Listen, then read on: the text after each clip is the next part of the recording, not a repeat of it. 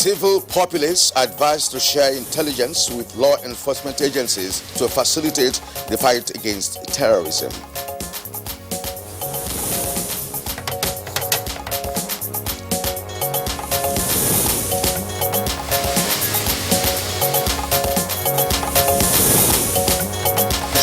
Federal government approves over 300 million naira for forensic audit of Niger Delta Development Commission.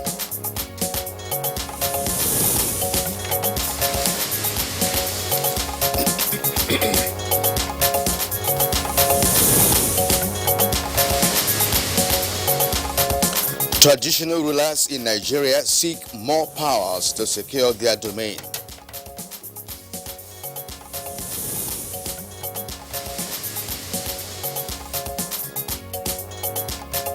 And on Good Morning Nigeria today, we shall discuss the outcome of the 33rd Ordinary Session of the AU.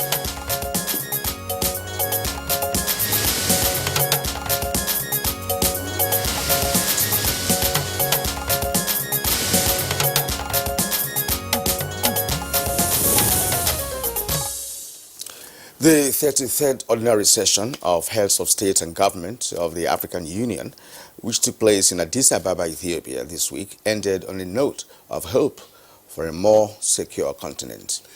That's right, Kyria. Now, there were decisions expected to trigger positive outcomes in the current security realities facing the continent. And priorities at the summit also aimed at the enhanced growth under the Agenda 2063 framework. Now, this agenda has 7 points which seek to transform areas such as security, socio-political economy, as well as industrial development of the continent. Now, President Muhammadu Buhari made a strong case for the immediate and full implementation of a standby force on the continent. He also advised his fellow leaders not to falter on a collective defense mechanism to, among other things, pull children out of the continent's wars. Yes, and the president also called for the implementation of the AU Peace Fund, stating that Nigeria will contest any attempt to make Africa subsidize its primary responsibilities as provided for in the UN Charter. The AU leaders, of course, took a firm stance on addressing issues fueling terrorism, including the current state of Lake Chad. Now, a deliberate attempt was also made to ensure that the current wars in Libya and the Sudan are equally resolved. Yes, Kingsley, and there was a meeting between AU chairman and South Africa's President Cyril Ramaphosa and South Sudan's President Salva Kiir, as well as rebel leader Riek Machar on the sidelines of the summit.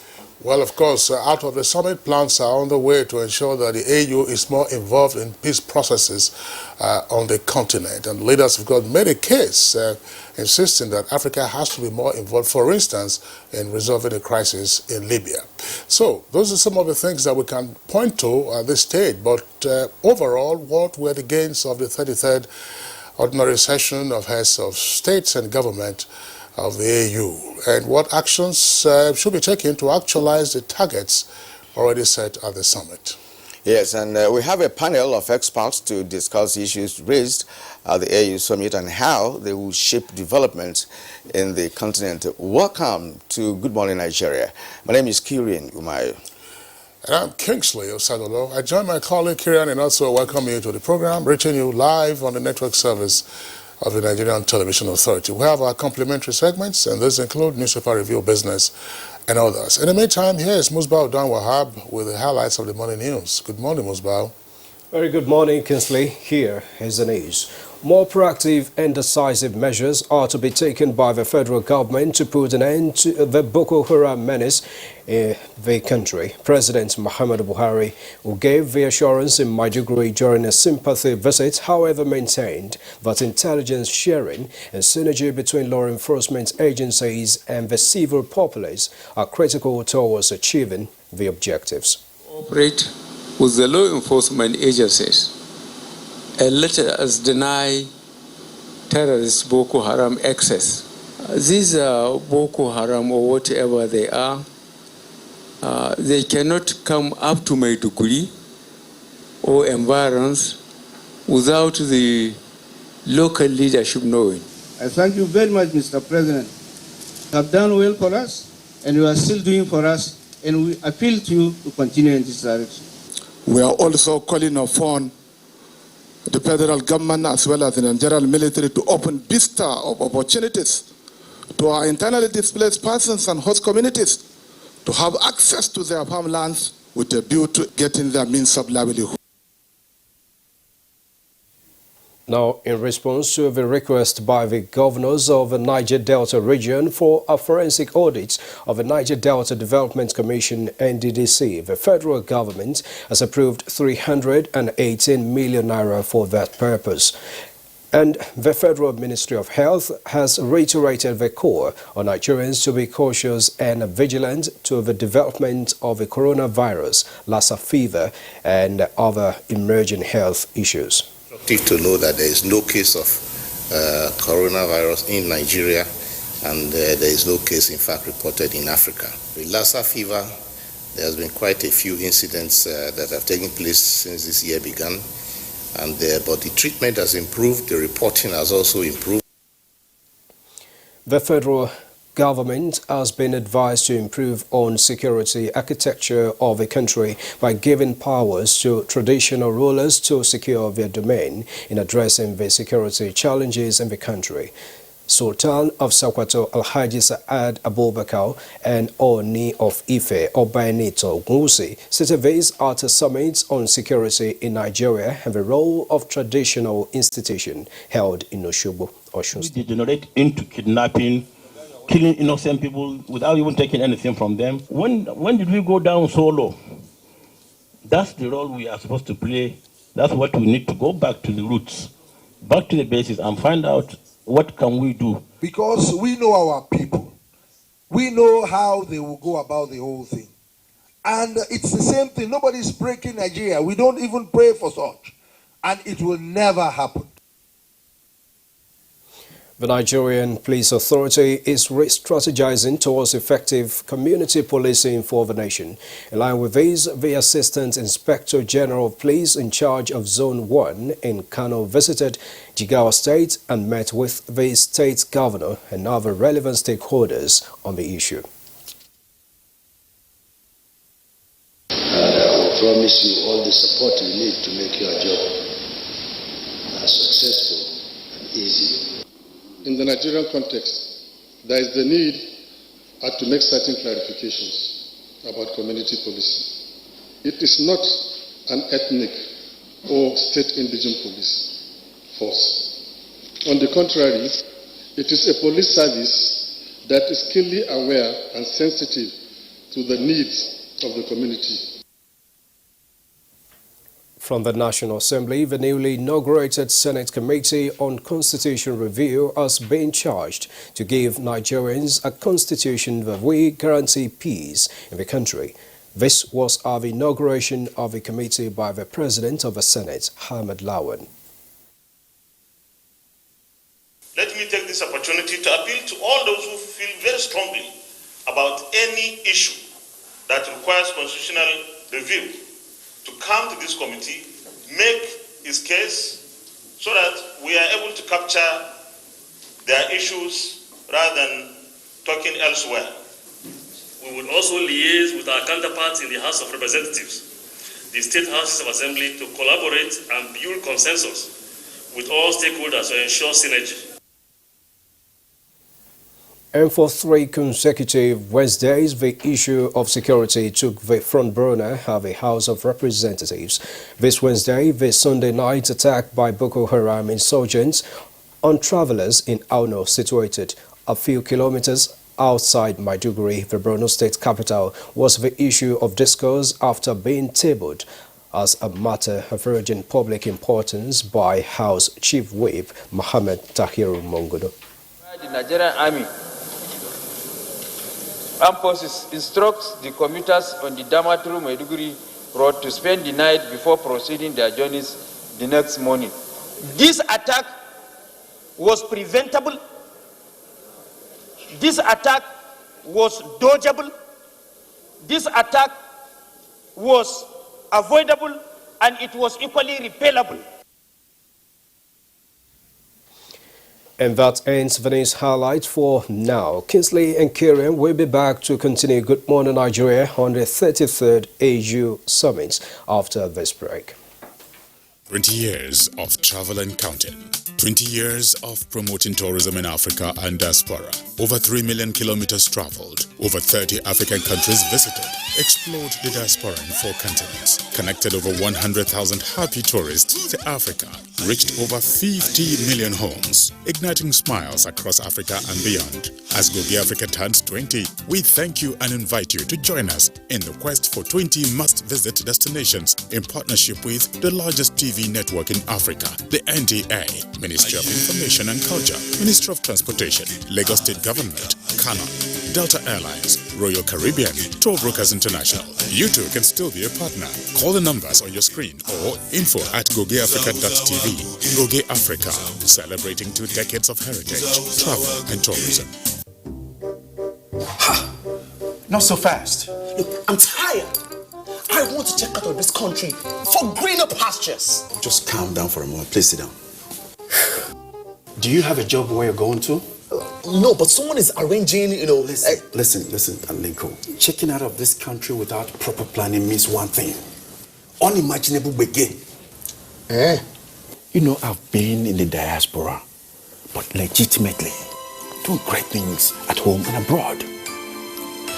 As I've been saying, without the proper footing abroad, the risk is not worth it. Listen, Alinko, it's better to be home than be trapped abroad, or even end up in prison.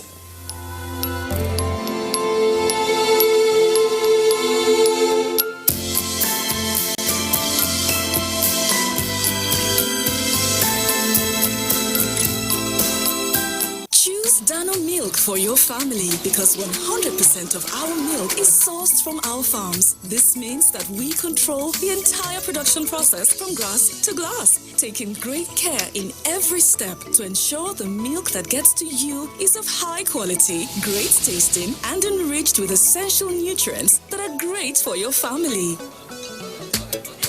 Available now, Dano Full Cream, Dano Slim, and Dano Flavored Milk. City Hawks. Let's go, guys. Babe. Yeah. Would you please turn on your hotspot? Okay, there you go. My lady. Let this go. Hey, hold this guy down. Password, please. 0808.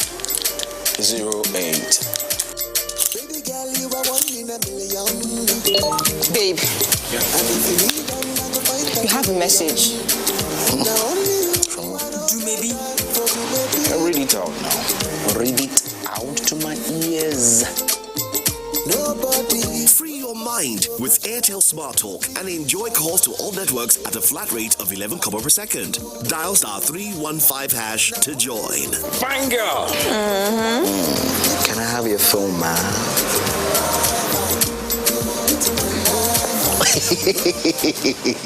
Airtel, the smartphone network.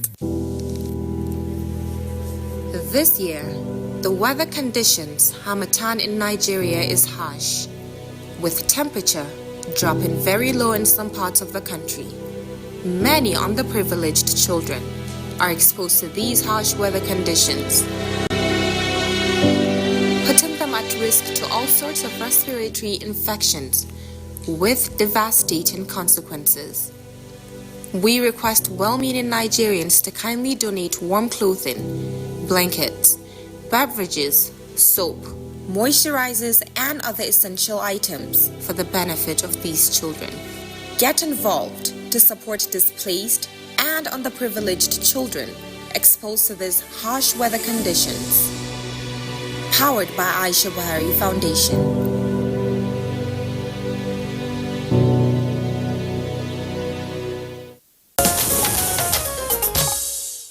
If you just tuned in, this is Good Morning Nigeria. Now, let's talk business. The federal government of Nigeria has begun the process of purchasing grains directly from farmers in a bid to strengthen food security in the country. Let's look at the business aspect of it in our business news with Romani Egirani. Food security has been a major concern in the past, but the federal government seeks to rectify this by stocking up on grains as well as purchasing said grains from within the country. Presently, there are silo facilities established by the government all over the country, specifically for retaining grains and other food products within Nigeria. Experts say this is a welcome solution by the federal government, since buying off traditional farmers encourages them to produce even more. It's not only important to make sure that we have the grains in the silo, but the grain is safe. And for it to be safe, we have to institute now and install an effective monitoring system where we'll be able to monitor on a continuous basis those variables that will assure quality.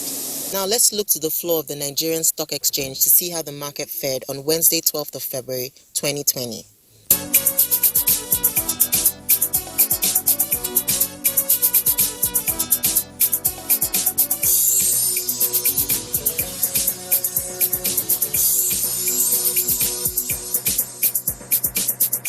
With business news, I'm Rana Miyagirani.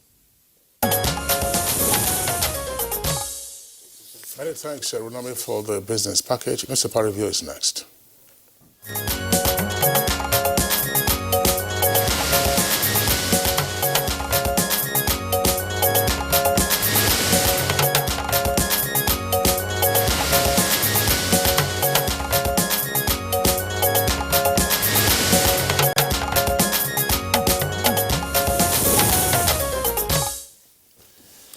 And Bayo Atoyebi is here with us as usual. Good morning, Bayo. Morning, Kirin. How are you today? Good morning, Kinsley. Good morning, Nigeria. That's right. All right, let's begin with a leadership newspaper from top to bottom. Now, federal government to make Abuja Kano Road 6 lanes, okays 318 million naira for NDDC forensic audit. That is on page 6. On a sad note, veteran musician Victor Olaya dies at 89. Details on page 13. Now, the lead story this morning on Leadership Newspaper, no killings. From Addis Ababa, President Buhari lands in Borno, vows drastic action. It has 3 riders to that. Troops neutralize insurgents, capture gun trucks and arms. Reps demand state of emergency. Attacks, another evidence of failed security architecture, says Khan. The story is on page 4 of the leadership newspaper. Now, other stories on the right-hand side of the newspaper will have a constitutional amendment. Senate to revisit 2014 confab. Air-Rufai committee reports. The story is on page 5. And now, at the foot of the newspaper, we have federal government concludes plans on resettlement city for IDPs. It's captured fully on page 12. Privatization of national assets to generate 266 billion naira. It's on page 25. Now, bandits killed 21 in Kaduna village, 9 others missing. The details on page 11. And TSA, Bello orders audit of Kogi Varsity Hospital. The story is on page 2. That's all about it.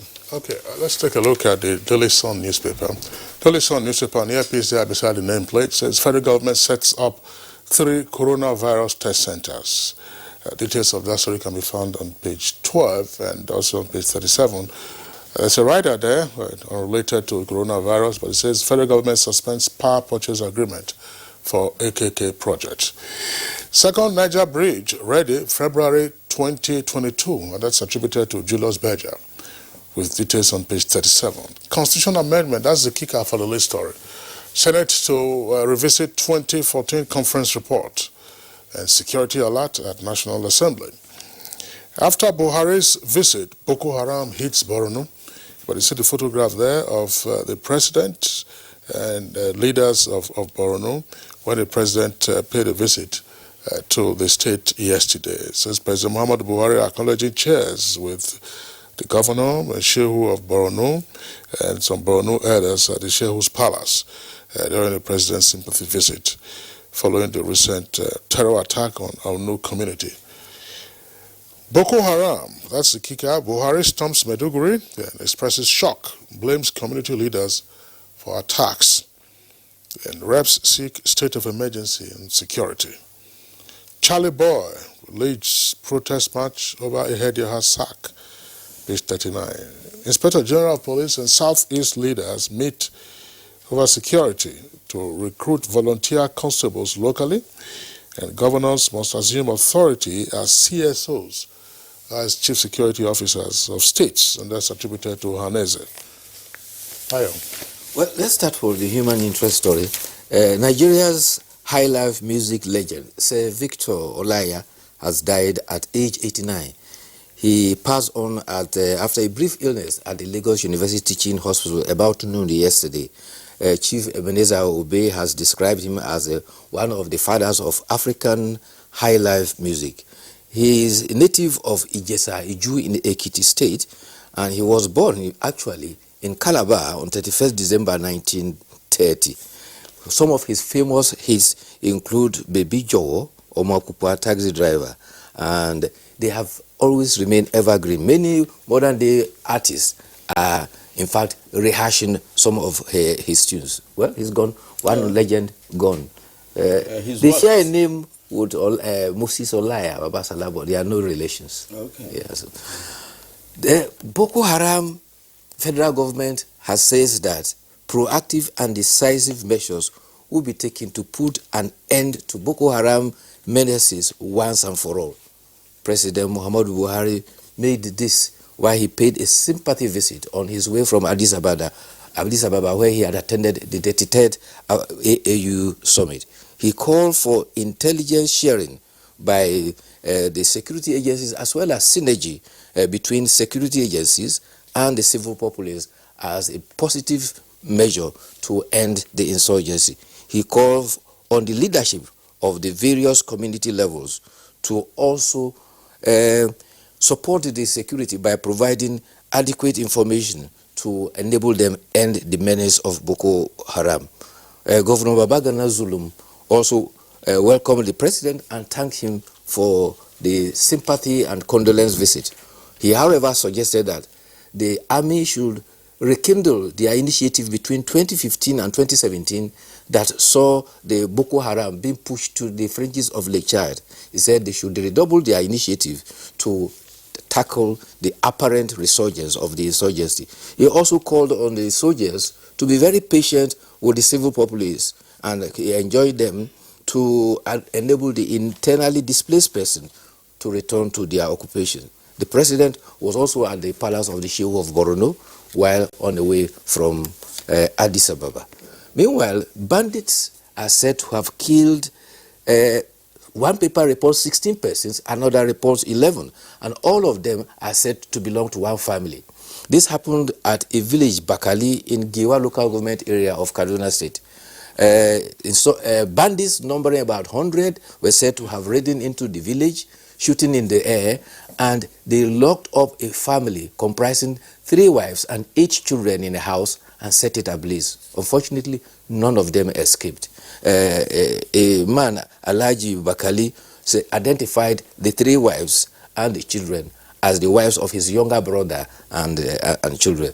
This is not far-fetched. It will be recalled that about a week and a half ago, the Nigerian police routed out the insurgents from Kaduru forest, and apparently their dispersal is causing repercussions on the fringes of that forest.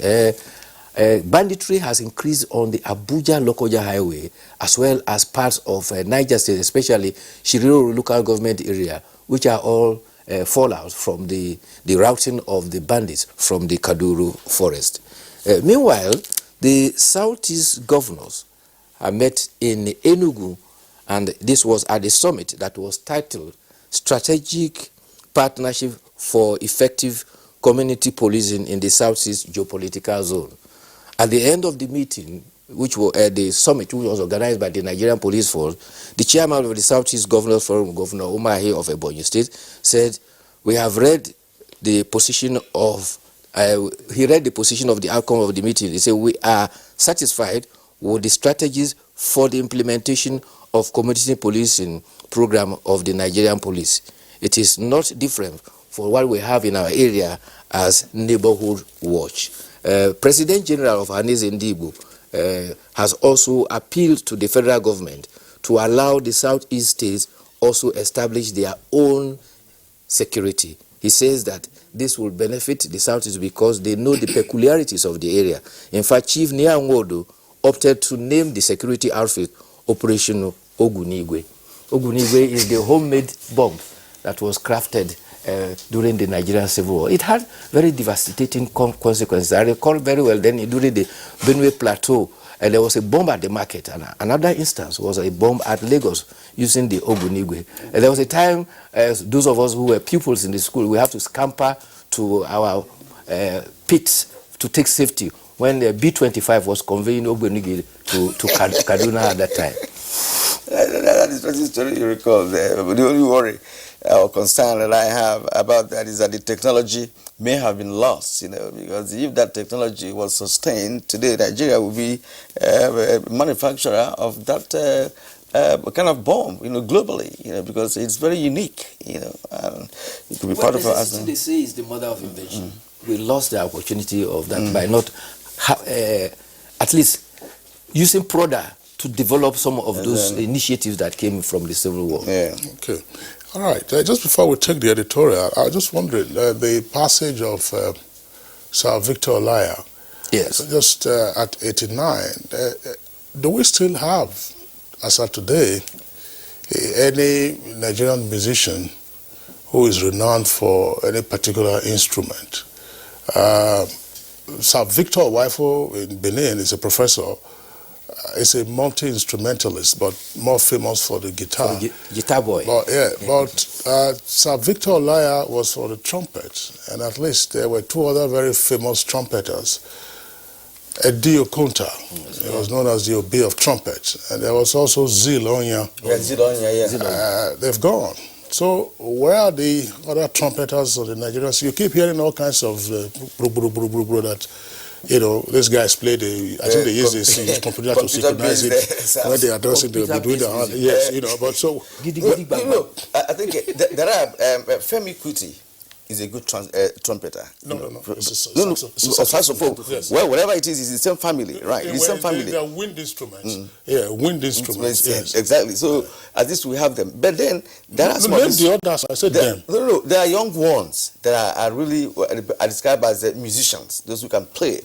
Someone like this young man, this young fair Igbo man, that plays all kinds of high life. You have singers. You have mostly singers. And this is the part of the reason I'm saying this, Kiri. I'm sorry for jumping in. Part of the reason I'm saying is, for you to be successful at organizing some major concerts in some locations, you have to have a band. A band. Where are the sessions men? I mean, Tony Allen passed away not too long ago. Tony Allen was a drummer for many years for Fela. Yes. Someone like Flavor is a guitarist. He's also a pianist as well, or a keyboardist as well. There are some of them. One of the Flavor is the one that sang some raunchy song like that. Oh, I know. Don't worry, the young shall grow.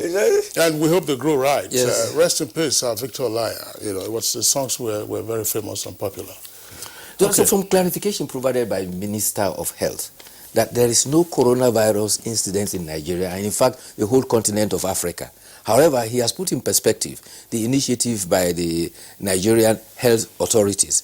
The pathogen that enables the test for coronavirus is now available in Nigeria. Already, 2 persons have been tested, and they have tested negative. So there is no incidence of coronavirus in Nigeria. I need to correct the impression created by the Sun newspaper that we now have laboratories laboratories for coronavirus. Actually, we have high technical level laboratories, one in Abuja, one in Lagos, and the third one is in Irua. Irua was the foremost one that was reputed for testing all these hemorrhagic viruses. So they are state-of-the-art laboratories from where any of these viruses can be tested. They are not specifically only for coronavirus. But while the world is reeling from the effects of coronavirus, the death toll now is around about 1,300. And nearly 60,000 cases identified. which is also very important, I'm sure, in the long run, for the rest of the world, and more particularly developing countries, to learn from how China has responded to this health challenge. I mean, of course, Chinese, in most parts of the world today, are facing all kinds of stereotyping, if not xenophobia, not necessarily attacks to say that, oh, this is coming from you, but to have had tens of millions of population quarantined in certain locations, and for the number of fatalities to have been this low, I think it's quite, there are measures they are taking that the rest of the world, particularly, as I said, developing countries, can learn from. I'm sorry, Kingsley, well, we can learn from that, but the possibility of catching up is very rare, you know, because they're applying technology at the highest echelon of it. Now, they're using robots now to share food to the quarantined people. They're using robots. So exactly, contact. So that tells you the level of technology they're applying. After raising 2 hospitals in 2 weeks, they are fortified technologically, and everything is we're working at seamlessly, you know. So that is where they are. Okay, all right. That's our technology advocate. I mean, at Hubei, the incubation of the virus, the contact level now infection is about 48,206. The death toll is now about 1,310 for Hubei, that province alone. But the good thing is that they've taken serious and strict measures. If you have to get out of China and there are any suspicion of you having high temperature, you will not be allowed to travel. And that has gone a long way in curtailing international spread. United States has recorded the second infection. United Kingdom have had 19. The first one in London was recorded yesterday. That's right. Okay, Bayo, I mean, the editorial speaks for itself. It talks about the dwindling ranks of Supreme Court justices in Nigeria and the need to fill the constitutional requirement of 21 justices. Right now, what we have with the latest exit of His Lordship Aminu Sanusi, we now have just 13 justices sitting on the highest court of the land, and their caseload is quite heavy. So the editorial ultimately is asking for the Supreme Court to be populated as required by the Constitution, but more importantly, to also look at the number of cases or issues that end up at the Supreme Court. I mean, you have all kinds of cases that travel right from the lower courts right up to the Supreme Court, and their caseload is punishing. So that's the editorial speaks for itself. But what is difficult about filling the gap? What is any difficult? We don't have personnel. It is the appointing system. You have to grow from the Court of Appeal into the Supreme Court. There was an attempt to try and broaden that one up, bring in some other lawyers too, but apparently it did not succeed. But one point has been stressed. The workload is heavy because of the system, of the court system. Even in United States, the justices they have at the Supreme Court, I think is about 9. In Canada, I think United Kingdom has 12. Canada also about 9. And their workload is said to be about 7,000 to 5,000, and they are coping. Our longhand system and other technology pointed out, delayed all cases must have to go to the Supreme Court. Some of them are of an interlocutory nature. Bayo Toebe, we have to sign you off for this time. Thank you. We'll see you tomorrow. All right, it's Good Morning Nigeria still on the network service of the NTA. We'll take a short break now. When we return, we'll get ahead with our discussion on the outcome of the 33rd AU Summit. Nigeria is our country, and it's the only country we have. Irrespective of religion, tribe, the heroes of our past did their best to take Nigeria to where it is today. It would be unfortunate, I repeat, unfortunate, absolutely, if we don't keep Nigeria intact. We must put our differences behind. We must let everybody know that human beings cannot live together without some differences. But at the end of the day, our country is Nigerian. It must always come first. Get ready for the Unity Challenge reality TV show.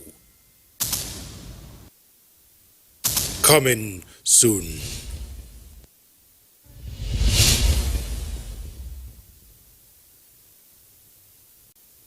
Sports coverage and reporting require special skills which can only be acquired through training and experience. NTA TV College JOS invites sports reporters, administrators, commentators in the private and public sector to a special 2-week capacity building course on sports coverage and reporting skills in broadcasting. The course will equip participants with contemporary reporting skills for local and international sports and also expose participants to modern trends in sports commentaries, scripting, shooting, directing, and much more. Take advantage of the course to develop your skills and capacities in sports coverage and reporting. Date 17th to 28th February 2020. Course fee 80,000 naira only, accommodation inclusive. Running concurrently is a special 4-week intensive course on record management and registry functions. Participants will be tutored on modern techniques of record keeping and registry management. Date 17th February to 13th March 2020. Course fee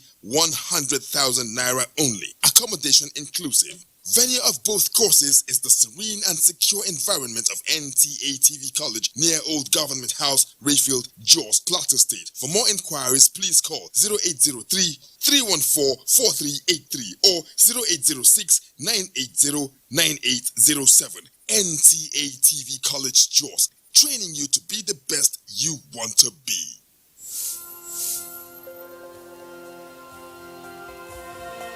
My name is Giato Adeza Adams, the General Manager, Corporate and Strategic Communications, Nigerian Port Authority.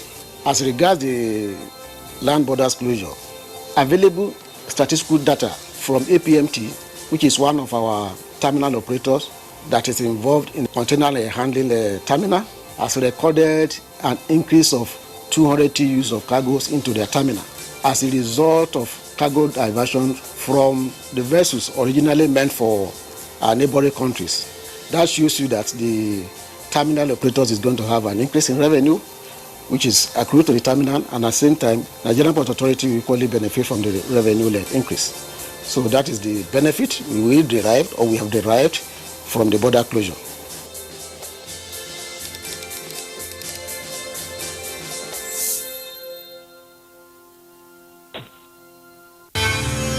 The lack of electricity has really brought up multi-dimensional challenges of human existence. People are really suffering. They are really suffering. Whatever we want to do, we are just managing ourselves. We are praying to have something.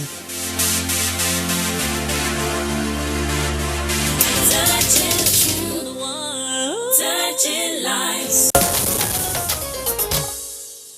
You're watching Good Morning Nigeria. We appreciate your company. Our focus today on the show is on the outcome of the 33rd AU Summit. And our correspondent, Abdul Malik Adio, has this report to set the tone for the conversation.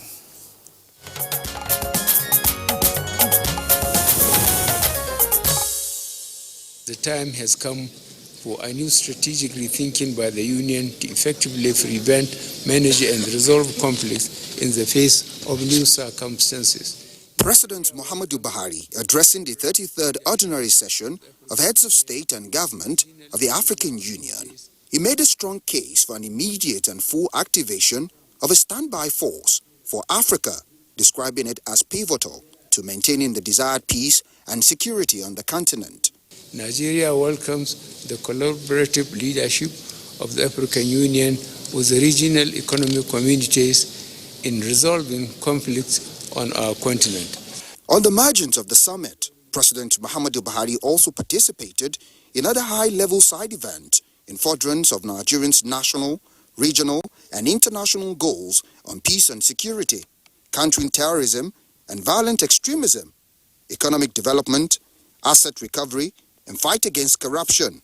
Terrorism and violent extremism continue to cause mayhem and untold crisis on our continent. The sustained engagement of the Union is necessary for a peaceful and secure Africa envisaged in Agenda 2063. This year, the leaders paid attention to efforts that can silence the guns of war so as to create conducive conditions for Africans' development. This is the flag-off project of Agenda 2063, aimed at achieving a conflict-free Africa, preventing genocide, and ridding the continent of wars as well as all conflict. And by acting concretely on all these issues and their root causes, and by giving the necessary political, military, and diplomatic means, then we can silence the guns, and that is the only way we can win.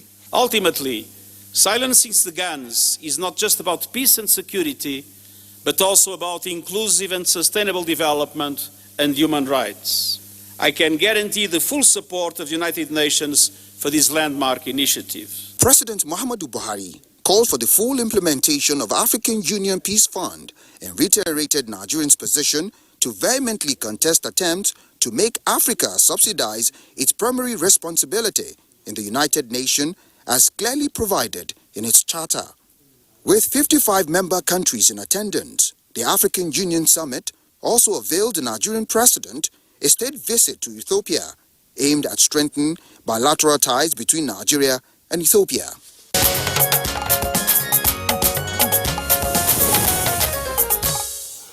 Many thanks, Abdulmalik Adio, for that backgrounder. Here with us in the studios now to discuss matters arising from that summit, we'd like to welcome our guests. First, His Excellency Professor Ben Ayade, Executive Governor of Cross River State, who was on the President's entourage. Your Excellency, pleasure to have with us on the program. Thank you so much. Okay. Also here with us in the studios, Malam Garba Shehu, Senior Special Assistant to the President on Media and Publicity. He was also on the President's entourage. Malam Garba, pleasure to have you around, and good morning, Nigeria. Thank you and good morning. Okay. And Dauda Danladi was Nigeria's former ambassador to Pakistan. He's also here with us on the show this morning. Welcome, sir. Thank you very much. And Abu Hamisu is a political scientist and public affairs analyst. Has always been a regular on Good Morning Nigeria. Thank you very Gentlemen, much. you're welcome. Thank you. All right, let's begin the conversation with His Excellency, the Governor of Cross River. I mean, from the reports that we saw, this was obviously a very well-attended summit, packed schedule, not just for the summit itself, but also on the sidelines. What are your takeaways? Well, the good news is that apart from the core summit itself, the sidelines also presented a very interesting attraction and focused on very critical issues that are subject matters of concern for Nigeria, as it were. And perhaps I want to also emphasize that such side meetings created a great opportunity for the President to come up very clear and firm on the position of Nigeria, particularly as it relates with security and the border closure, our land border closure. And I'd like to commend the President for the position he has taken in that regard. And I think in the course of the discourse, I may perhaps throw more analysis on the position of Nigeria and the philosophical basis for the border closure. I think that was a very fundamental takeaway from this summit, because the President of Burkina Faso and others were leading a strong program to press on President Muhammadu Buhari to indeed open up the border, particularly on the basis of having signed the African Continental Free Trade Area. So if that had happened, then it is expected that the Nigerian border should actually indeed be open. But the President's position was very clear and shows consistency to his commitment to the progress and prosperity of Nigeria. Yeah, Your Excellency, we're still with you. You're part of the entourage, as you rightly pointed out. Did you feel the pulse of leaders of other nations with respect to some of the projections of our president? Nigeria cannot do this alone. It's a participatory thing. Did you feel the pulse of other leaders and see the direction they are going with respect to our president's issues he tabled, during the conference?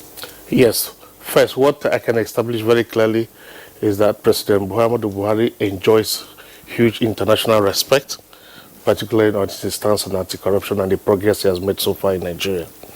As to the sensitivity and the pulse of the various heads of states in relationship to President Muhammadu Buhari's stand, yes, I felt the pulse. And what I can establish very clearly is that on issues of security in Africa and the President's position of a standby force, that was a unanimous agreement, because they did recognize that, in fact, African problems should have African solution, and Africa can decide to address our own challenges within an African perspective. So time has come when Africa should address our issues, security, economic, political, and otherwise. That was taken with as a warm reception. On the other hand, the issue again on border closure, there was a general feeling, and very strong feeling at that some other African countries, particularly the West African countries, were suffering strongly as a result of the closure of border. And that one was an area where there was a bit of concern as expressed by other heads of states. But the president had a very strong point. We have countries, we have businessmen, we have other investors who have come not to Nigeria, but set up businesses like in Republic of Benin and targeting Nigerian market. You have companies that set up poultry feeds, set up poultry farms, not targeting Benin Republic, but targeting Nigerian market. And so you have a situation where they are not paying tax, they are not doing anything, they are not creating jobs for Nigerians, but basically drawing all the money out of Nigeria.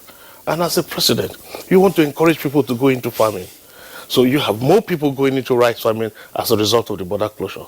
And assuming the president reverses that policy and now allows this unregulated inflow of products from other African countries. But the truth is that those products, are they really from Africa? Is their content Africa? The originality of source, not African. I give you a good example. In Ethiopia today, you have a lot of Chinese who have gone to set up garment factories in China and exporting under African Growth Opportunity Act into America as African garments. But indeed, they are not African garments. So, like the president says very clearly, he doesn't want Nigeria to become a dumping ground. Because if you don't close this border and rely on AFTA, what will happen then is that a company can come and set up in Benin Republic, import directly from other countries, allow them stay overnight, and ship them through the land border as African products. So we are now saying that a structural and normative framework have to be developed to ensure that for any product that is coming into Nigeria, in spite of the continental free trade area, we will check if the content, the raw material used to produce it is of African origin, if the factory is actually set up in Africa, and if it's indeed owned by Africans. Until that is done, and that's President Buhari's position. And he said, look, I'd rather be a bad person in their eye than compromise my country. And I think that is the most essential bit that I must say may be a bit sound. Otherwise, his position has been very, very clear as a leader of Africa, and indeed, his towering influence was very clear. All right, thank you very much. That aspect on the land border closure, which was on the sidelines, we'll return to it in the course of the conversation. But let's bring in Malam Garba Shehu. Malam Garba Shehu, of course, you have accompanied the president on the number of his trips, particularly summits, and also reference to the AU or the United Nations. The major theme for this summit was silencing the guns. It was an issue we discussed on this program 2 days ago. But what was the mood and what optics did you pick out with regard to the relevance of that subject matter and the seriousness with which it ought to be addressed, considering what we are witnessing today on the African continent? The African aspiration to silence the guns by 2020, has been cast way back to the 50th anniversary of the African Union or OAU. And one of the earliest targets to be set to be achieved is this one. Has the target been achieved? I would say there is still more work to do. You don't have no two African countries are fighting one another as we speak now. This is a development. However, there are a lot of internal conflicts within many of the countries, many of the regions. Look at our own Lake Chad basin area, which is racked, ravaged by terrorism. I mean, look at the entire stretch of the Sahel and the sub-Saharan Africa. A lot of ungoverned spaces seized upon by terrorists migrating from Libya, Iraq, Syria, and all of that. It's a big challenge. I think that it is in view of the seriousness of the situation and the belief that a resolution has not been achieved, that the new chairperson of the AU, Cyril Ramaphosa, South African president, proposed that there will be 2 summits this year that he will host. And one of them will be on peace and security, so that there will be more detailed work on this issue, and of course the other one on the African Continental Trade Agreement, as His Excellency the Governor has cited. Okay, thank you, Malam Garba Shehu. We'll come back to you. Let's go to the former ambassador, to Pakistan. Pakistan is a country that has had serious security issues for nearly 2 decades now. Having understood the terrain of Pakistan, now look at the summit that was just held, which has a quantum of security and other issues. Are you foreseeing a situation where Africa can come together and form a formidable force, not just a military force, but security, social and other forces, to achieve relative peace on the continent? Yeah, thank you very much. It is a very good question, and I think I will start by joining millions of Nigerians to welcome Mr. President and his delegation from a productive engagement in Addis Ababa. It is also worthy of note that he flew straight to Maiduguri, the capital of Borno State, to commiserate with the people and government of Borno State over the loss of lives and property as a result of a terrorist attack in Aunu, a village just some few kilometers to Maiduguri. Now, that really underscores the importance of this engagement and summit that took place in Addis Ababa. Let me say that Africa, the African continent, is seriously facing a lot of huge challenges. And these challenges are not all related with religion and ethnic nationalism that's being used by the elites, unfortunately, in African countries, that has created problems. The problems arises from the tendency to control state power, or equal resource distribution, allocation, the issue of corruption, which has become endemic in the African continent. Now, all this have created devastating consequences on the African continent and has stultified development.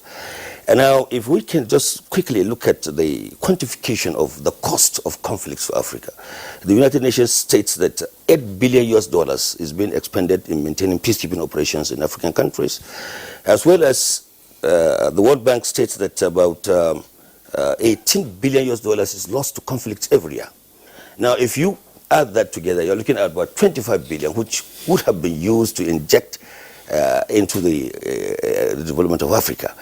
Now, again, if you look at the, from experience of the past, the situation really requires a robust and critical approach, and therefore it is interesting that the African heads of government have come together to find a solution towards silencing the guns. The chaos in Libya, the crisis in Democratic Republic of Congo, the Sahel region, as mentioned by Garba Shehu, requires robust attention, because without peace, there's no way we can achieve sustainable peace in Africa. With respect to Pakistan, yes, Pakistan had about 39 terrorist organizations, but they were able to mobilize and rally around the international community that supported them towards combating the menace of terrorism. They were able to reduce this organization to about 5, and these 5 are still active. These 5 are Al-Qaeda, the Haqqani network, the Taliban of Pakistan, the Tariqa Taliban of Afghanistan. But going forward, I see a situation whereby the African country, perhaps we will have to develop our own mechanism, develop conflict prevention management, robust conflict prevention management that will take into consideration our traditional mode of interventions to resolve crisis, that will strike a balance between the periphery and the center, that would take into consideration the unity of a country without infringing on the religious or traditional beliefs of the people. So in a nutshell, I think the theme is apt, and going forward, I see a situation whereby some of the core challenges that are facing Africa have been tabled, and these challenges, the issue of poverty, for example, the issue of corruption, according to the World Bank, I think about almost over 148 billion in 2018 was lost to corruption. These are monies that could have gone in developing Africa. So our president has done well, because after his submission on the issues of corruption, at least it has been adopted as a theme now that will be focus for dialogue towards finding solutions to the menace of corruption in the African continent. Thank you very much, Ambassador Danladi. Let's bring in now Dr. Abu Hamisu. Abu Hamisu, part of the mechanism for ramping up peace and security on the continent was one of the issues that President Muhammadu Buhari spoke about, calling for the creation of a standby force on the African continent so that Africa can on its own respond to the emergent and festering security challenges that we're having. But there with some irony in this, some persons will say, because if you recall, during the Cold War years, there was a clamor for an African high command. And there was a fear that Muammar Gaddafi wanted to extend his sphere of influence. But unfortunately, Libya today is in chaos. And here we are, there's a call now for a standby African force, to be able to intervene. How feasible may this be, considering sometimes a very complex, if not complicated, international geopolitics? Well, thank you very much. I think we are providing solutions to the challenges within Africa. But I want to say that these challenges are first internal, and then the second part of it is external. For instance, what happened in Libya? You have external forces coming to Libya to destroy Libya. And African leaders kept quiet. And the consequences of that action is what we're grappling with today, part of which led to the closure of the border. When Gaddafi was alive, nobody knew what he was doing to curtail the influx of weapons down to this very particular axis. But with the destruction of Libya, Libya became a gateway all the way from Yemen through Sudan, from Syria down to Sudan, Libya, now our own Lake Chad region. And then the consequences is what we are grappling with that has taken a toll, not only on the economy, but the social status of the people. Now, the standing force is good. But if we're talking about the internal challenges in Africa, it has to do with bad governance. Europeans have stopped using guns to maintain internal security, surveillance, and social psychology. So I think it is high time we started thinking about how to evolve security strategy that first of all addresses the need of the people. Now, if you come to, I want to take a case study from what is happening in Lake Chad. All the studies, including the recent ones, pointed to one thing that led to Boko Haram insurgency: bad governance. Bad governance, bad governance. And that impacted the people's social status. And human being is first of all a psychological human being. Any system that is taking care of anybody will not encourage this person to take up arms against the system. But if the system is designed in such a way that there is massive social exclusion amidst huge resources, then there is a problem. What is happening across Africa, let us call a spade, it's a failure of the liberal democracy. A democracy that guarantees people the right to live empty, right to vote and be voted for. After voting, what next? The economic status of the people. And then when you have a skill system that is taking care of those at the ends of affairs and leaving the bottom billions in poverty, what that tells them psychologically is that these people are shortchanging us. And if elections, which is the means, the peaceful means of recruiting representatives, are not free and fair, then people will fear that there may be no escape route for them. So what is the only thing that is left? Violence. So we have two means of settling dispute, the same way we have two means of engaging each other. One is what we are doing here, peaceful atmosphere, where people are airing their opinion, and nobody is using coercion to force anybody to say anything. So therefore, if we want to evolve a serious strategy in Africa, The strategy must start with the social condition of the people. And if you look at what is happening, when the proposition was on the table for integration within ECOWAS of ECOWAS currency, picking the name ECO, what happened? France quickly came in, organized some group of African countries, and adopted the same ECO that has been proposed, which means that the vestiges of colonialism is still at play in Africa. Most of the leaders that are running the show in most of these African countries have their allegiance to other Western countries than Africa itself. And most of the people that are even coming to say we are pledging support to silence the gun by 2020, the market for their product, which is the guns we are using, is in Africa. Because they are no longer using gun, they are using what? European Union. They are using dialogue because they don't want to destroy their own environment. Going back to Cold War, majority of the wars were not fought on the soil of Europe. It was fought on the soil of Africa, which means that the issue of the Cold War was a ploy to get Africans to fight one another in the name of ideology. And what happened? The consequences we are still facing them today because the guns, the bombs, the strategy, the world is just the grand chessboard for them.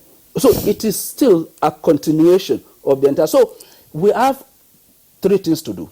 One, to stop external influence. And can we do that? The economy of the Francophone countries is integrated into French economy. You think France will just sit down and then you take away the feeding bottle that is providing them the means of sustenance and development? If you take away all the African countries from the economy of France today, France will become a third world country. And then you still have even from Anglophone countries whose allegiance is to the Commonwealth. So if there is a clash between African nationalism and being subservient so that you can maintain your seat, the latter becomes the choice. The second thing again is we must not conceptualize problem-solving architecture from the basis of violence. We've tested it in Nigeria. What we used to do is once there is uprising, the next thing we will do is we draft the army to crush. Metasine, we crush. We never solve the problem. Niger Delta, we thought we could crush it. Unfortunately, we wriggle our way out of it by doing what? By granting amnesty. And the amnesty succeeded to a large extent to de-escalate the process. So we don't have one solution to say it must be violence. In Northeast, the belief was that Boko Haram was a ragtag army. So by the time you give us 3 days, we'll wipe Boko Haram out of existence. And this is 10 years. So what this has told us is the limitation of violence. Yes, Abu Hamisu, let's pause you there. Yes. You have really opened up many perspectives to this conversation, which of course you have time, we'll revisit them. Gentlemen, there's no gainsaying the fact that Africa has had a checkered development history, that cuts across all aspects of human life. And we're talking about security at this point. And I asked His Excellency Bernard earlier on the issue of the pulse of other leaders of Africa that attended the summit. In some cases, in fact, in most cases, these leaders sing, in the discordant tunes, when it comes to serious matters. He has just cited the fact that the Francophone African countries, are reliant, if not 90%, or perhaps maybe 85% on French economy. So that means that Africa has not been able to really come together in the real sense of it. We're talking about a formidable central force that we can use. Is it going to be a repeat of ECOMOG, which Nigeria, virtually funded alone and all of that? Buhari is also talking about African Peace Fund. Because without this fund, you can have a formidable force. So, in your opinion, is this summit, going to yield the fruit for which it was meant? Well, the intention of this summit is to drive Africa towards African unity, to silence the gun and create prosperity. A prosperity agenda for Africa can only be at the beset of a peaceful environment for prosperity to be ushered in. But again, the real analysis is that you cannot silence the gun in the face of social injustice. You cannot silence the guns in the face of extreme poverty. You cannot silence the gun in the presence of disloyalty to Africa. You cannot silence the gun when you see external forces having overbearing influence on a component of Africa, while African Union sits back and watch and allows such a state at its mercy and melancholy. I believe that the ontology, the history of Boko Haram, with its concomitant consequence on Nigeria today, needs a full analytical appraisal.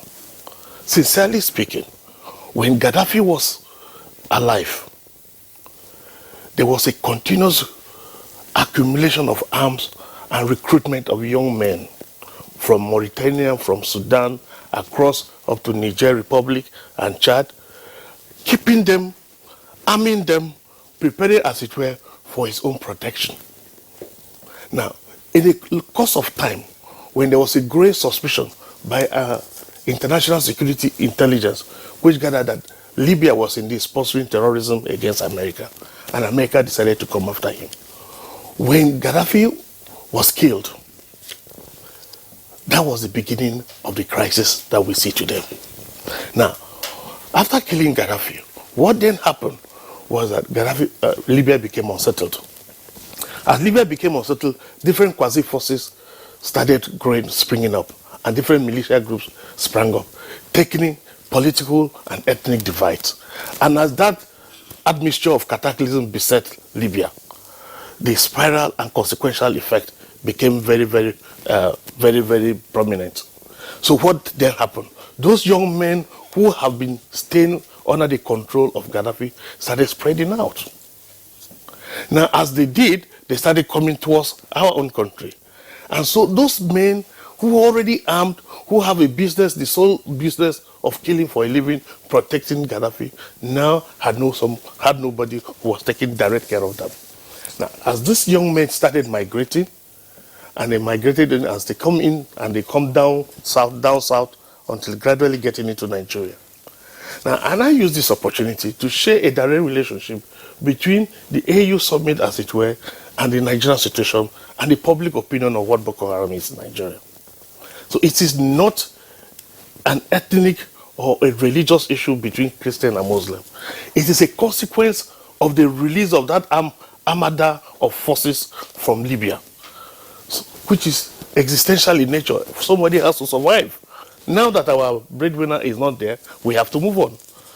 General Khalifa is strong, building up opposition against the national government, as it were.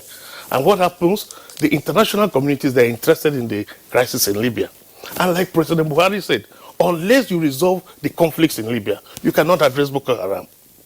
And unless we have that global international view of the history of Boko Haram, we'll reduce it to a Nigerian issue of North and South, Christian and Muslim, which is not the case at all.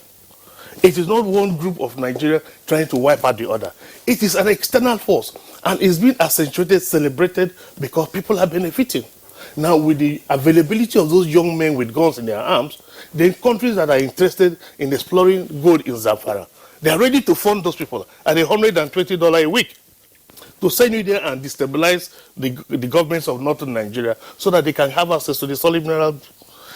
And so, if you look at it very well, you see that the international community is hands and legs deep into the crisis. And until you end you cannot end Boko Haram without ending the conflict, without creating an opportunity for those young men to be harnessed. And they are not stricto sensu a people who are going after wiping out Muslims or wiping out Christians. It's an economic battle.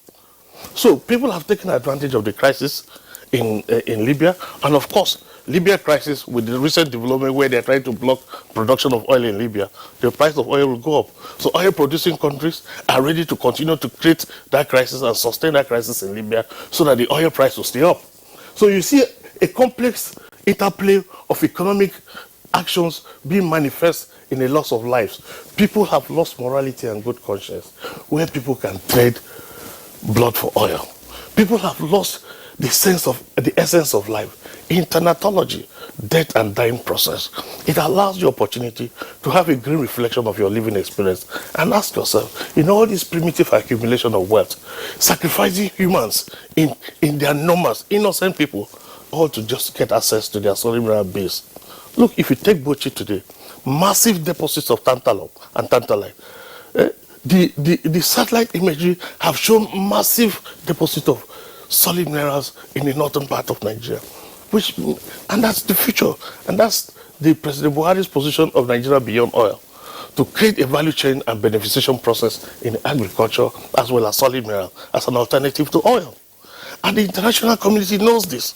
So once they know that you have such huge deposits, of course they will do everything to keep you under trouble so that they can have an illegal access, because they will not want to pay the mining lease. They will not want to pay the real value for what they are exploiting. So Boko Haram is an economic instrumentation of the international community to keep you down, to allow them the luxury of continuous exploitation. And we must see it from that point as a country, so that we are united in the force and fight against Boko Haram. It is not an insurgency put upon Nigeria by Nigerians.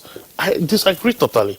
It is not a strategic action plan developed by a few Nigerians to destabilize this country. It's an international thing, and its source and origin is completely outside the corridors of Nigeria. Okay, right. Thank you very much, Professor Ben Ayade. I just want to, just before I bring in Malam Garba Shehu, we're talking about the disintegration of the support base of late Muammar Gaddafi. And I just wonder, I actually raised this question some years ago, whatever happened to Gaddafi's famed female bodyguards? He used to,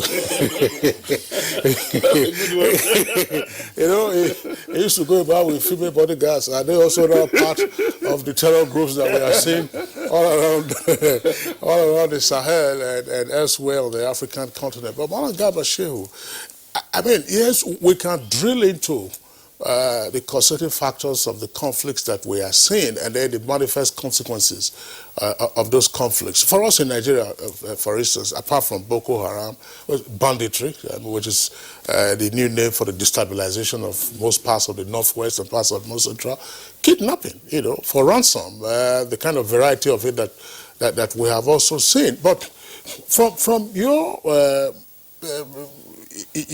listening to the deliberations and resolutions at this summit, are we having a tall order before us, or these are fresh beginnings to draw global attention to what is a peculiarly African challenge, but that will require African solution as well as international cooperation?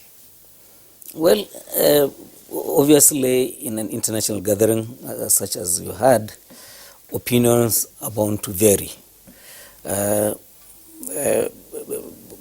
Issues of social and economic integration, as been postulated here, are key, are important. Nobody downplays those elements.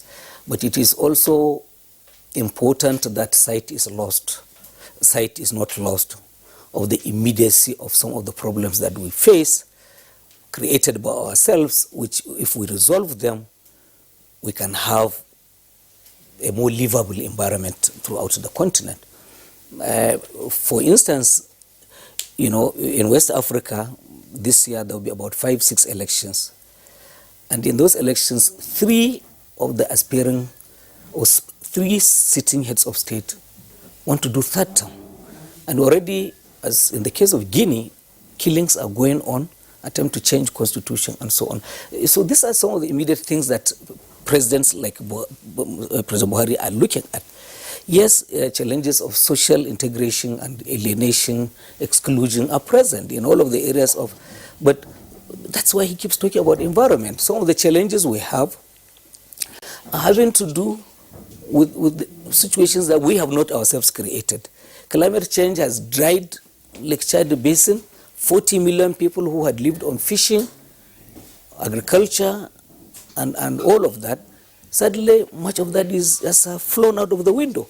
So I think that it is key that we set our sights far, and we discuss, but things like this easy movement of weapons permitted by neighbors that are our friends. I think that, yes, we discuss colonialism and say if somebody is instructing from abroad. Again, some of our leaders like us, I say, look, these things, there are immediate solutions we need to take by our own selves.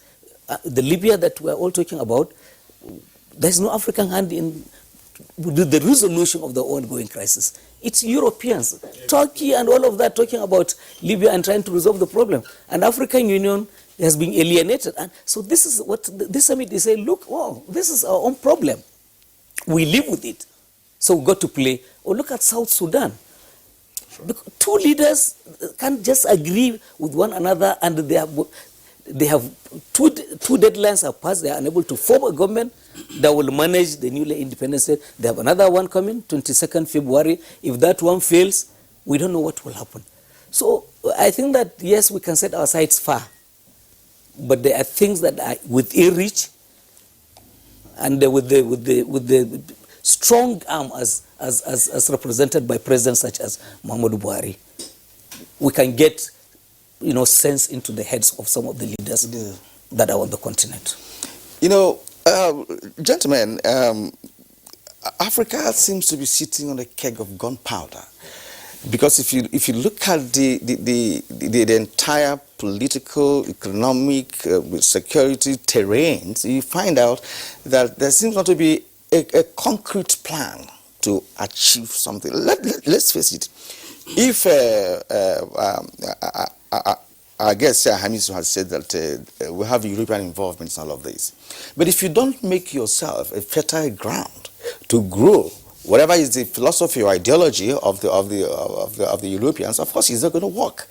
Garba Shehu talked about the kind of leaders that Africa is churning out. Some people who want to, revisit the constitution to enable them to have a third tenure, which is unconstitutional, and they're pursuing it vigorously. And it goes further to destabilize the continent. So my concern is still on the possibility of having a central force, which was proposed by President Muhammadu Buhari. Because as it is now, we need a formidable force to address what is on ground. We have banditry everywhere, hundreds of them operating at the same time. Now, I want to come back to you, Dauda Danladi. Is it a possibility to have a formidable African force based on the analogy of Garba Shehu concerning the leaders we have in Africa and pending difficulties, governance difficulties that has pervaded the continent? I think it is possible, but there are a lot of diplomatic and multilateral issues when it comes to the formation of a central force. As was rightly pointed out, the Francophone countries still have very strong ties with their colonial past, and it's a little bit difficult to do things without consultation. And that could be a real problem, a challenge. Secondly is the issue of funding. If you set up a central fund, how are you going to fund this central organization? The fundamental issues that are affecting Africa, we have to deal with those fundamental issues. In a continent where you have 300 million people that are hungry, what do you expect? Desertification, as was rightly pointed out by Garba Shehu, Africa is the least continent that contributes to global change. But Africa is in the forefront of the devastation of climate change. Desertification, locust invasion, there is now an impending famine in Southern Africa. All right? So the long and the short of it is that we really have to come back and begin to address seriously the fundamental core issues that has stultified development in Africa. The issue of sit-tight syndrome. I think the African in the African peer group review mechanism, I think they should be able to talk frankly to one another. I think we have reached a stage whereby Africans will begin to address seriously, critically, this issue of sit-tight syndrome. The strengthening our democratic institutions so that they can conduct free and fair elections, because pre- and post-election controversies are some of the major sources of conflicts in Africa. So these issues have to be addressed. Again, we have to look at this inclusion. This inclusion is very strategic. Let me just quickly mention the report that was made during the biannual review report on the Malabo Declaration 2014 on accelerated agricultural development and transformation. During that review, out of 49 member countries, only 4 countries have been able to meet the targets set during the Malabo Declaration to the attainment of agricultural development. 4 countries, and these countries are Morocco, Ghana, Mali, and I think Mali, Morocco, Ghana, and one other country have been able to meet. The 36 other countries are still struggling to meet up with the Malabo Declaration towards accelerated agricultural development. Because until you are able to reduce the level of poverty, until you are able to provide basic social amenities, job opportunities for the teeming youth in the African continent, it will be very difficult to have peace and stability. Social dislocations, the penchant for migration with devastating consequences on the African continent, these are issues that could really be resolved if Africans would really sit down and address the fundamental core issues that has stultified development in the African continent. All right, thank you very much, Ambassador Donlade. Dr. Abu Hamisu, now, when you listen to the kaleidoscope of issues that you guests have all raised here as matters arising from the AU summit and the role that Africa needs to play itself, and the African leaders being in the vanguard of that role, I was just wondering, because we keep referring to interferences from outside of the continent. Can we have a historical view of things, for instance, and say, look, when the OAU was founded in 1963, you could see that there were key influencers on the African continent, prominent African leaders you could pick out from different corners of the continent. And then for its transformation into the AU, you could also see prominent African leaders that you could pick from different parts of the continent. I mean, here, of course, Nigeria has always been a great factor. Well, Senegal was part of it. South Africa, Thabo Mbeki was also part of it. But with this agenda that Africa is setting for itself, Africa wants to play a role, for instance, in helping to resolve the crisis in Libya, to resolve the crisis in the Sudan, and then tackle some of these issues. Can you look around at the African continent and count, some more other than Nigeria on your fingertips and say that these will be the primary drivers of this of this goal? Well, unfortunately, I can only see very few, just the way you count on your fingertips. I can only see very few, and it has everything to do with our disposition to issues. Africa lost a golden opportunity to transform itself, which is the Lagos Plan of Action. If truly Africans are ready to solve their own problems, there are 2 basic tools that can assist us. I bet you if we don't do this, even if we bring Agenda 4040, it's still going to fail. The first thing is Africans must become self-reliant in terms of evolving strategy. By that, I mean that we must not outsource solutions to our problems. What we've been doing, even nationally, this is why Africa is not developing. The difference between us and the Asians is because they believe in what they are doing. So, for instance, if they want to make phone, they will start from the scratch. You will be laughing at them. 10 years ago, if you are holding Chinese phone, people will laugh at you. Even the ringtone will embarrass you in public. But today, what is happening? Technology is about refinement. Solution is about being on top of a situation and then evolving. But what do? We craft the solutions and we now wait for EU to fund us. So what have we done? And then they will come with all the statistics and they will say, you own the process. These are people that are destroying countries to remodel it in their own interest. I give an example. In Libya, in Iraq, when Saddam Hussein was removed, the oil was servicing the nation. What did America do? They privatized it for 100 years. And they're not going to pay royalty, as His Excellency said. What was the rationalization? They are using the money for reconstruction. A reconstruction that has gotten the people deeper into the mess they created. And you are waiting on those people to fund you? The people that are looking for outlet to sell their arms and ammunition, to keep their workforce in the factories? So if we don't create social chaos within, there will be no external influence that will take advantage of what is happening. Now, the other mechanism is what Ambassador mentioned, the peer review mechanism.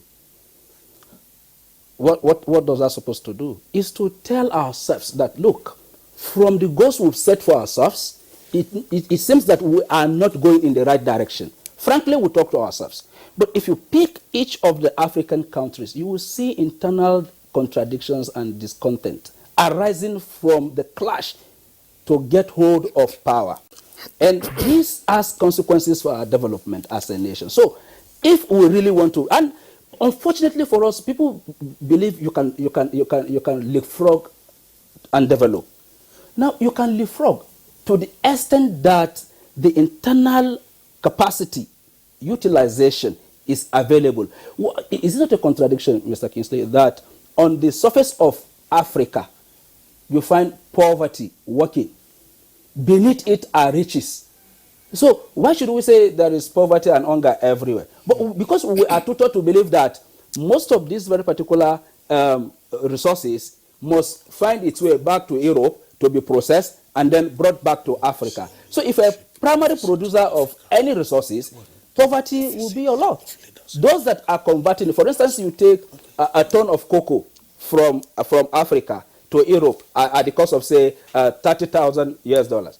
By the time it is coming back in the form of chocolate, Nescafe, and the rest, that a ton is almost 1 million.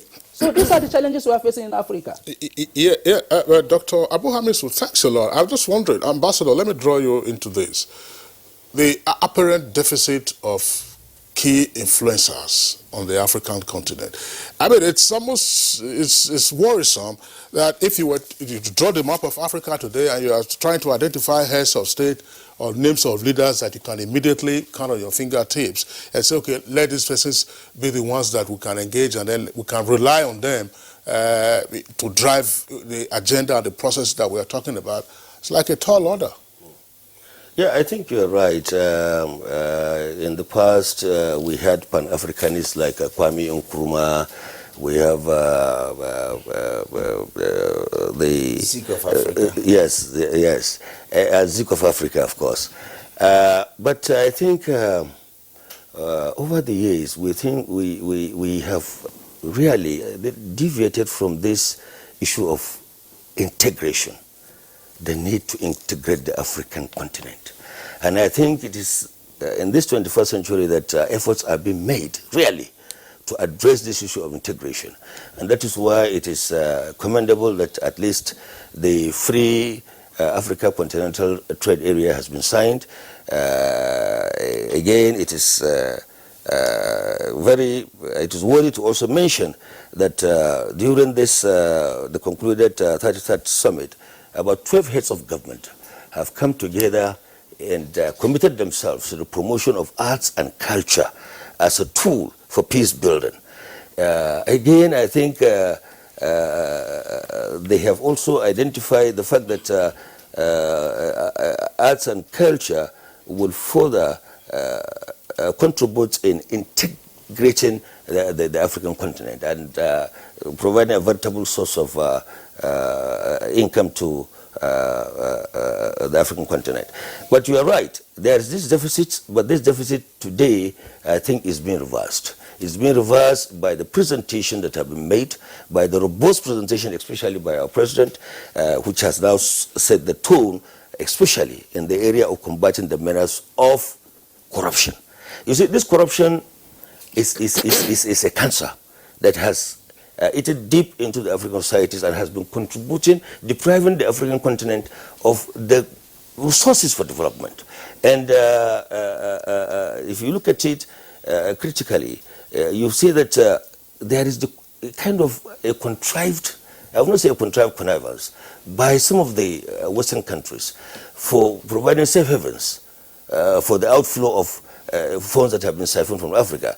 But it is gratifying that efforts are being made, and the international community is now recognizing the fact that, look, we have to do something to address, because migration has been, it's a problem to even the Western countries. Yeah. And they are trying to find that we stay in our own continent and develop the continent. And from all indication, I think going forward, as we make progress, there will be a re-emergence of Pan-Africanists towards building, towards pushing the integration of Africa. Thank you, Dada Danladi. Pan-Africanism is gone long time ago. When you talk about lack of nationalism, when Christel was talking about leaders that would champion the cause of Africa, as we used to have it, is almost becoming an impossibility, considering that many leaders are not even popular in their countries, based on this issue of upturning the constitution and returning over and over again and stuff like that. But let us conclude this segment, because we want to go on break, by asking Governor Ayade of Cross River State, who among us is the only person at the higher echelon of leadership. You understand that some of the postulations by our guests here pointed to the fact that we don't have good leaders. Bad governance has been the problem. Gabashe, who raised the issue of technology, as well as Abu Hamisu as well. And personally, as an individual, I have on many occasions also noted that Africa has left what it's supposed to do in terms of technological development. And as Hamisu said, he said crafting a solution and, of course, looking for the sponsor of that solution from EU or elsewhere. And one even wonders, why is it that most of European countries have a way of giving aids to Africa, and we accept these aids and left our backyard undeveloped? And now that we are in crisis, we're trying to, sort for solution that cannot even be funded by Africa from all indications. So what is your rating of our leaders, and how can these leaders improve? First, let me also accept and with all apologies, admit that as one of the African leaders, I take responsibility that we have failed as a people. We have failed as a people within the ambit of the sensitivity to humanity. When a leader mistakes progress and development by looking at physical infrastructure and growth, you've missed the point. Even by our own Nigerian constitution, section 14, subsection 2, prescribes clearly the whole purpose of government is the welfare and security of citizens. And so what has the governor got to do with building massive roads and extreme infrastructures without a corresponding understanding that his people need to eat? Of what value is the superhighway or deep sea port when your people are hungry? And so when you have not provided for your people and you are focusing on big projects, who are the contractors? Foreign companies. It's still corruption. Because when you give jobs to foreigners, they evacuate the proceeds out of the country, your place is poor, and you don't recognize it. And that's why if you look at Cross River State, we're expanding government, creating 2,000 green jobs for young men to go into the farms and create a beneficiation pathway for them. If you look at it, on the other hand, we appoint people into government, not necessarily because we need such services. In economic management theory, it's an 80-20 rule. Out of your total workforce, you need only 20 to give you performance efficiency out of 100. But in my own case, we're even doing 90 to 10. In essence, human capital development, human survivability, food on the table is the whole primary purpose of government.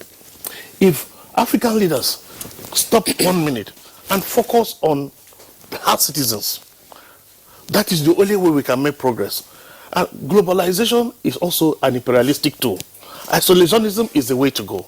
A nation must be able to isolate herself. Speaking on African perspective, Africa must be able to isolate herself and say, look, whatever we don't produce, we don't need.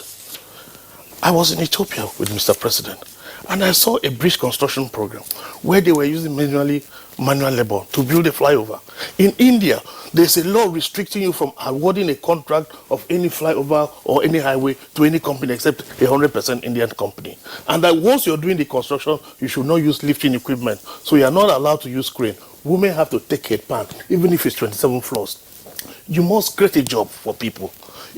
Africans must realize that food on the table is the first step to progress. If you don't, you will continue to deal with the challenges we have. Look at what is happening in Nigeria today. Because we are now asking young men and women to return to the farms. And we are creating factories to buy up their produce. We are creating a concentric cycle of economy that is reducing the tension, social tension that comes with unemployment. African leaders have not recognized that the richest continent is Africa. And we were talking about who are the champions of Africa you can point at. None. Because no African leader has the liver to speak the truth to power. The international community, one way or the other, either you have borrowed, you are having a thing you are depending for the Western world or Asia for one thing or the other. So they are no longer speaking with courage. When you see an African country being persecuted by a foreign company, a foreign power, African AU sits down and says nothing. I don't want to be specific for this purpose of the fact that this is a live issue. Africans know that there are some African countries that are still under colonialism. What has AU done about it? When you have a relationship between partners and the partnership is unequal, it's expected that morality and good conscience and justice will calibrate that equation. But where that is not done, and African Union watches African governments being replaced at the whims and caprice of foreign countries, and African Union sits quiet and watch. So how can you call somebody a champion? Ordinarily, I would have said President Muhammadu Buhari, and of course, Cyril, the president of South Africa. But would they really, with the kind of debt profile in our hands, with the kind of dependence on foreign support services, are they in a position to put their feet down? Technology has changed. He had rightly mentioned. Those days, people want to buy guns to kill. Today, they use drones.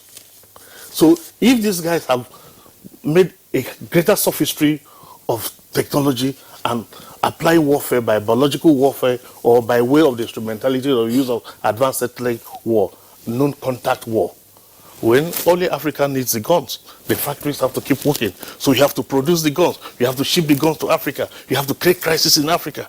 And African leaders are busy struggling with primordial, primitivistic, atavistic needs of just the sophistry of their achievement by way of how much of skyscrapers they have built, until you measure your growth by how much of people you have taken out of hunger and brought to the dining table. You have failed as a leader. All right. Thank you very much, Professor Ben Ayade, and indeed the other guests. As my colleague Kieran indicated a while ago, we're going on a short break now. When we return, we'll take some of your tweets and then get the closing thoughts of our guests, as it were.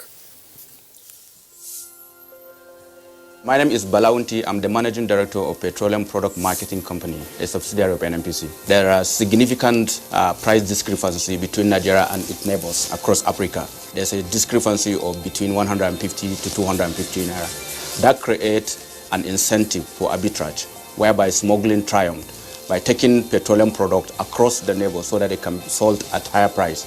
While the smugglers are making the money, Nigeria is paying for it. And that payment is distorting everything that we do in terms of planning, in terms of our ability to fund, and thereby taking money that is meant for development. The introduction of this Operation White will have a reduction of close to 6 million liters on daily basis, which if you take an average of 150, translate to a saving of over 1 billion naira every day. That is the benefit of Operation White, and we have started seeing the great benefit.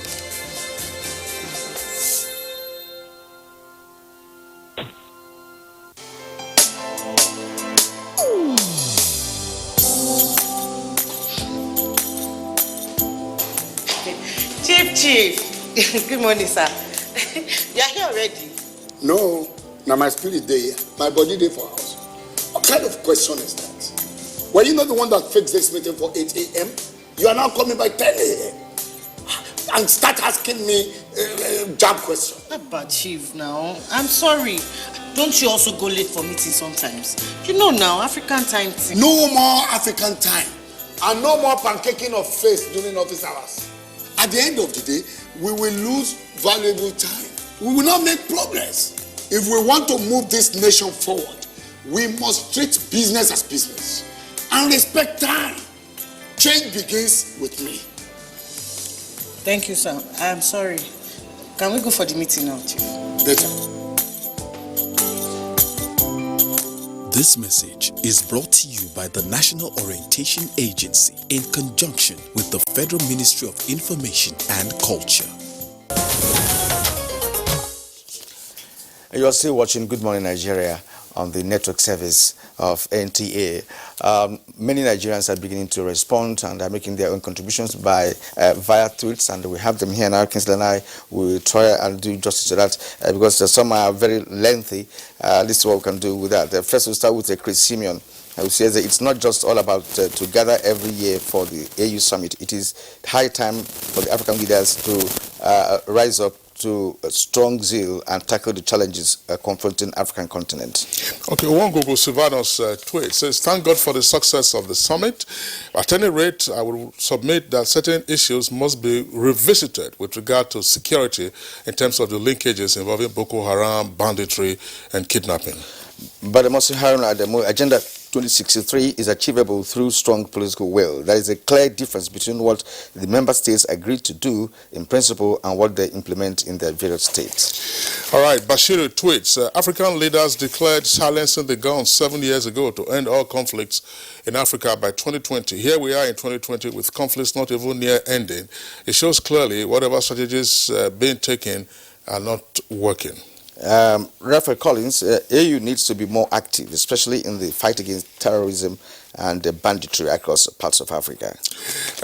This is coming from Joseph. He says, we appreciate the effort of the AU, but they should try to reduce, if possible, eradicate corruption that leads to poverty, unemployment, and insecurity. Mike Anyako says a myriad of challenges ranging from poverty, diseases, hunger, unemployment, wars, illiteracy, and so on. We need pragmatic, decisive actions. Omobala Humbabs has this same thing. He says there have been so many targets set by member states which have not been achieved. We must go beyond mere talk to real action. Keju Olabaju, AU to a large extent has done well to ensure conflict-free Africa, but member states should take the internal and domestic security matters more seriously. And this is coming from Dele Jack Solomon. Apart from that, it says on the issue of empowerment of women and girls in Africa, there is a need to move beyond rhetoric and work towards achieving practical solutions. Oladimeji Morufu, AU needs to productively move Africans forward economically, politically, culturally, and be security conscious. Enough is enough about grants from developed countries and unnecessary loans without developmental capital projects that can benefit the masses. Titus Mondenok, what Africa needs is good leadership to propel our continent and become developed. All right. Yeah, those are the tweets that we can take. Yes. I was just curious. I'm tempted to stay with Governor Ben Ayade before we go back to the other guests on the issue of the imperative of good governance for achieving ultimately the objective of silencing the guns. The imperative, you've also talked about it in terms of the constitutionalization, what leaders need to conceive of and then pursue, getting social inclusion, getting people properly taken care of in terms of their well-being and their welfare. Something is occurring to me. I know that in international relations it is not feasible because in international relations states, that's to say states and capital, nations or countries, interact and interface with one another. So each state will now come back and seek to domesticate whatever it has achieved. Do we have a study? I mean, you're also a political scientist, and Gabashi, of course, himself is a journalist.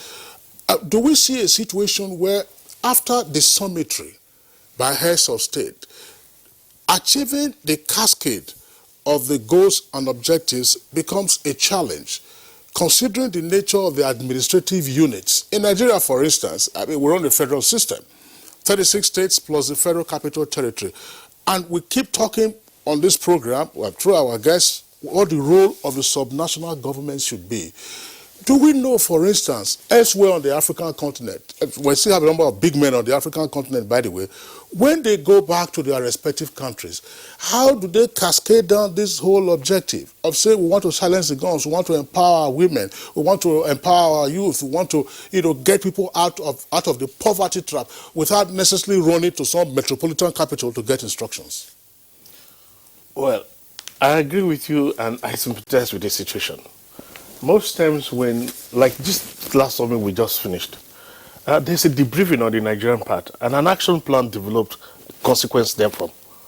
But unfortunately, like every other African country, as you return back to your country, the eboloscopy, the size and the amorphous nature of the organizational structure of governance denies you the luxury of actually driving all of those specific agreements reached in the African Union to bring them into reality. Of course, another issue is funding. So it's difficult to actually take a full implementation of all the action plans developed and agreed upon in the AU. But let me bring the major and silent point.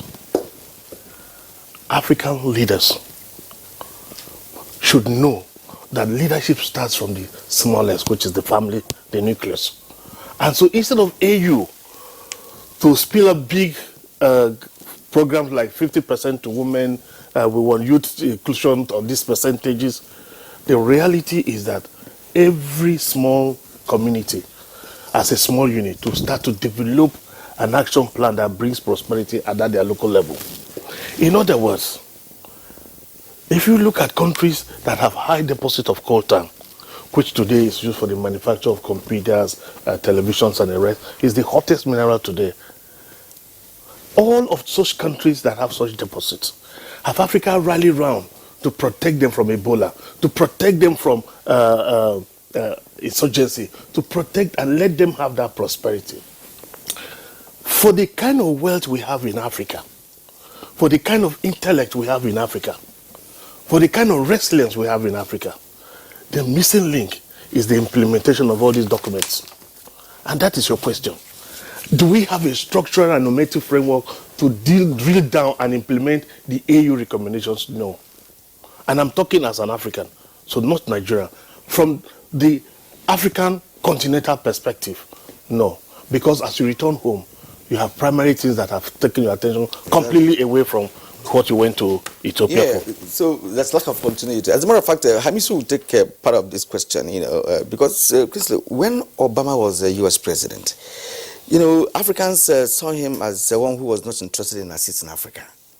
But this is a man that was not happy with African leaders. He made it clear that African leaders have become looters of national economy. And African leaders are not serious in terms of development. He's made it clear. And when he went to Ghana, that was when Ghana transited from one political party to the other, first in Africa. That was when he came. So there is that underlying factor that there is a kind of attitude issue, when it comes to cascading maybe AU summit agreements, down to the grassroots for people to have to feel the impact of it. Well, it has to do with outsourcing of government responsibility to NGOs. What I mean by that is, when we're talking about issues of poverty, maternal mortality or infant mortality or whatever the challenges are, or poverty reduction, it is not an issue of NGO. It is issues that has to do with what government is doing. So, for instance, a civil service or civil servant that are charged with the responsibilities of delivering services to the people is only interested in writing memos in the office. And after the memos, that ends it. No framework to show that as a ministry, in the next 5 years, this is where we are going, this is the M&E component of it, so that we can track progress over time. All of these have been outsourced to both local and international NGOs. And the local NGOs are dependent on international NGOs for funding. Government does not give national NGOs funding. International NGOs will not solve your problems, because if they solve your problems, they're out of business. So they keep on inventing, escalating, and regurgitating these problems so that they can keep on having funding. So the lacuna there is, if you don't practice, you don't know, you don't improve. So there is no problem solving capacity that is developed over time to track progress. So part of the challenge is for us as countries in Africa to say that this is our responsibilities. You know why we keep on mentioning funding as a problem? It's because of lack of capacity. If you have capacity with little funding, you can be able to do something for yourself. I give you an instance. If we have capacity, by now we should have renovated the National Stadium. But if you ask that National Stadium should be renovated, we will spend half of the amount that was used to build it to renovate. And we will say there is what? Lack of funding. But if I did mean we have trained capacities to maintain that very particular National Stadium, all you need is just a few amount of money to get the component that you needed to replace. So the issue of capacity is very key. And this is why we are lagging behind. They come with their money, and then what they tell you is you lack capacity in terms of programming. And then they gather us together in one room. We'll tell them the problems. Tomorrow they put it on Excel and color it, and they come back to you to put more input. You make more input. They put color on it next tomorrow, and they said it is your problem. But it is meant to structurally align us to their own objectives. So the problem has always been this lack of capacity, and that is why they're hitting us most. Okay, Abu Hamisu, thanks. Ambassador Danlade, I'm still on this question of how Africa can take advantage of recommendations at the superstructural level so that coming down to the national and subnational levels, they can drive the agenda. I mean, the governor says, look, some of these things should have to be bottom up. Once you create prosperity at the smallest levels, then you begin to expand. And he also cites a very significant example in terms of strategic approach. If we know, for instance, that there is wealth in a particular environment, in a particular region, why don't you fight tooth and nail to secure that particular place? And then the ensuing prosperity spreads, to everybody. Instead of saying, okay, Africa, there's war everywhere, or you spread yourself too thinly and you're unable to achieve so much. What's your reaction to this? I think this is an endless question, actually, because the institutions, we have the institutions to implement some of these policies. But what is missing is the commitment and patriotism. Whenever high-level meeting or agreements, bilateral or multilateral agreements are signed, the anchor ministry is the Ministry of Foreign Affairs, and it synergizes with other MDAs that are relevant to that agreement. The question is, do we monitor, do we evaluate the implementation? And I think that is where that is the missing link. It all boils down to the commitment, the zeal. Okay, and when you talk about sorry, Ambassador, sorry to interject. Is it so much of commitment or zeal, or just having a strategic understanding of what needs to be done? Well, that can partly be part of the problem. I agree with you. But Ambassador, we're not short of time. Yes. We have just a few minutes to go. Right. We just like Gabashan to come in here. Your final thoughts. You've been a sound journalist all your life, and following the development trajectory of Nigeria. Can AU summit agreement be cascaded down? Yes, if there is discipline and the commitment. Look, we had discussed this echo problem in West Africa. Countries were given 5 sets of criteria, including reduce your inflation, discipline yourselves as to borrowing, and all of these things. Only Togo achieved that. We sit down and blame France. When you meet all given criteria, you step forward and then you can make a claim. These are some of the elements. I think that with the bilateral and multilateral engagements, African countries can gain from all of these resolutions. Nigeria moved from AU summit to a state visit with the Ethiopia, and from all of the things there, the Ethiopians are saying you people have built capacity in anti-corruption and money recovery abroad. We want to learn from you. So that's some of the elements that African countries would take forward with one another. The fear had been expressed. If care is not taken, one of these days, terrorists will create a country of their own on the continent. And the president is saying, look at what we're doing in West Africa. We denied them a space in Lake Chad Basin, and from discussions with the Ethiopian leaders, IGAD, their own sub-regional group that is looking after South Sudan, and ECOWAS says, okay, so we'll come together. We learn from one another. So these are the kind of things that I think would help to achieve. All right, Malagaba Shehu, Senior Senior Special Assistant to the President of Media and Publicity.